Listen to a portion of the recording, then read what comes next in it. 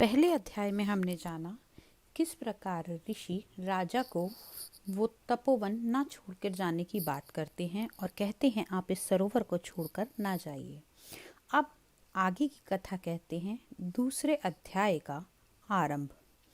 राजा के ऐसे वचन सुनकर तपस्वी कहने लगे, हे राजन, भगवान सूर्य बहुत ही शीघ्र उदय होने वाले हैं, इसलिए यह समय हमारे स्नान का है, कथा का नहीं। सो आप स्नान करके अपने घर को जाओ और अपने गुरु श्री वशिष्ठ जी से इसका महात्म्य को सुनो।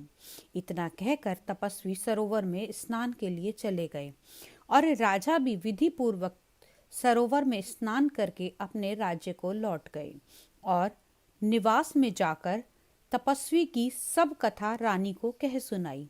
तब सूत जी कहने लगे कि महाराज, राजा ने अपने गुरु वशिष्ठ से क्या प्रश्न किया और उन्होंने उनको क्या उत्तर कहा। व्यास जी कहने लगे, हे सूत जी, राजा दिलीप ने रात्रि को सुख से सोकर प्रातः समय में ही अपने गुरु वशिष्ठ जी के पास जाकर उनके चरणों को छूकर प्रणाम करके तपस्वी के बताए हुए प्रश्नों का अति नम्रता से पूछा कि गुरुजी, आपने आचार, दंड नीति, राज्य, धर्म और चारों वर्ण के आश्रमों की क्रियाओं, दान और उनके विधान, यज्ञ और उनकी विधियां, व्रत, उनकी प्रतिष्ठा तथा भगवान विष्णु की आराधना अनेक प्रकार से तथा विस्तार पूर्वक मुझे बतलाइए। अब मैं आपसे माघ मास की स्नान की कथा का महात्म को सुनना चाहता हूँ। सो हे तपोधन, नियम पूर्वक इसकी विधि को मुझे समझाइए। तब राजा की बातें सुनकर गुरु वशिष्ठ जी कहने लगे, हे राजन, तुमने दोनों लोकों के कल्याणकारी, वनवासी तथा गृहस्थियों के अंतःकरण को पवित्र करने वाले माघ मास के स्नान का बहुत सुंदर प्रश्न पूछा है।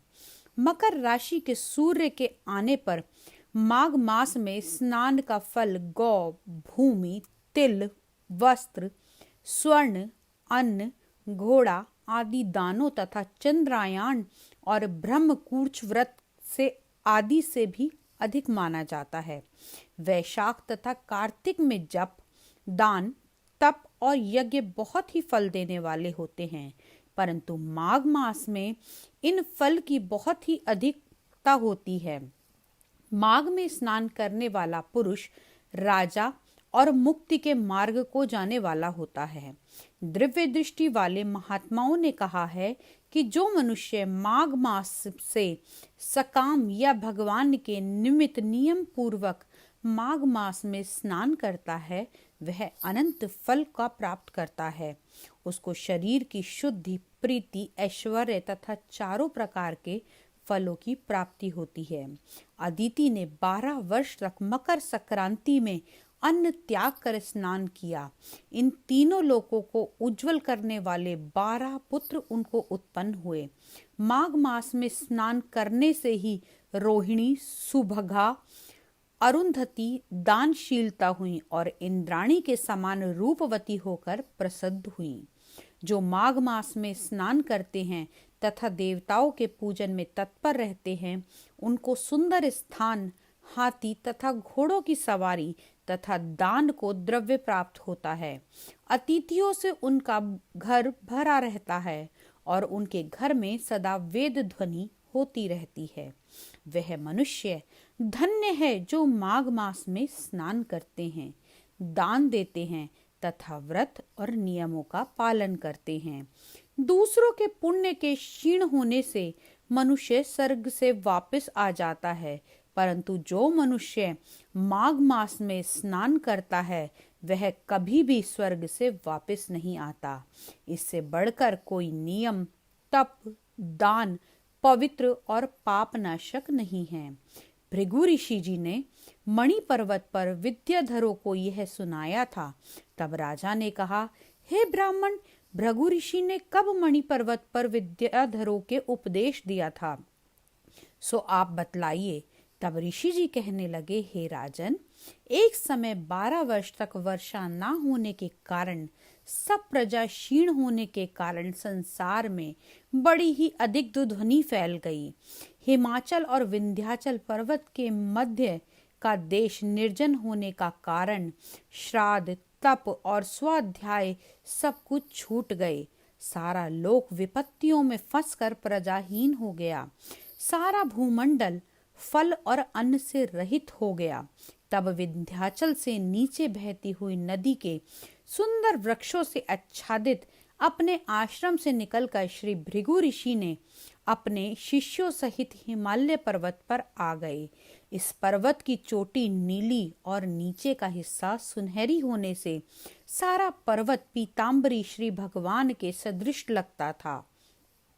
पर्वत के बीच का भाग नीला और बीच बीच में कहीं कहीं सफेद स्फटिक होने से तारों से युक्त आकाश जैसी शोभा को प्राप्त होता था।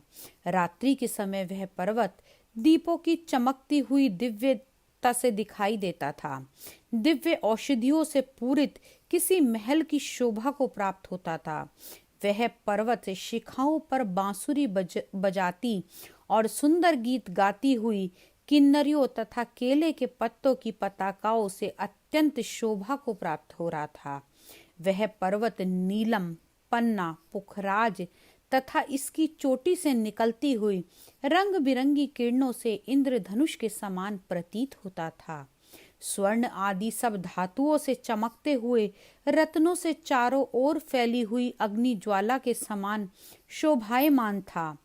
इसकी कंदराओं में काम पीड़ित विद्याधरी और अपनी पतियों के साथ आकर रमण करती थीं और गुफाओं में ऐसे ऋषि मुनि जिन्होंने संसार के सब कलेशों को जीत लिया रात दिन ब्रह्म का ध्यान करते थे और कई एक हाथ में रुद्राक्ष की माला लिए हुए शिव की आराधना में लगे हुए थे।